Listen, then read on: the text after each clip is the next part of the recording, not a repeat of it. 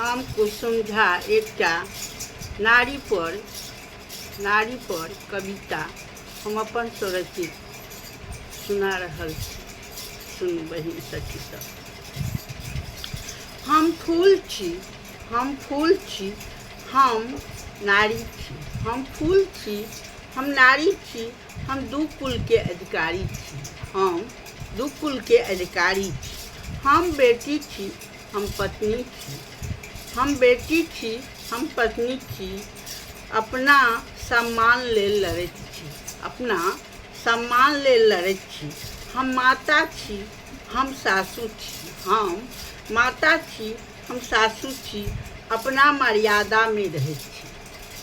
अपना मर्यादा में रहैत छी। हम दादी छी, हम काकी छी। अपना अधिकार लेल लड़ैत छी। अपना अधिकार लेल लड़ैत छी। हम नारी छी, अपना पद के अधिकारी छी। हम नारी छी, अपना पद के अधिकारी छी। हम फूल छी, हम नारी छी। हम दू कुल के अधिकारी छी। हम फूल छी, हम नारी छी। हम दू कुल के अधिकारी छी। हम बहिन छी, हम पीसी छी।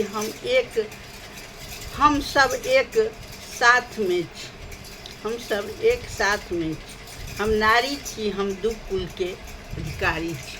हम नारी छी, हम दू कुल के अधिकारी छी। नारी के बहुत पद सब देल गेल छै।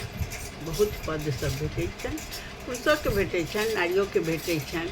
और दुनू कुल के सम्मान करऽ के लेल हुनका जिंदगी भर संघर्ष करऽ पड़ैत छै। मिथिला में एकर बहुत ई छै जे सीता माता संघर्ष करैत करैत दुनिया से चलि गेल। तऽ केहन लागल एकटा से बताउ। प्रणाम।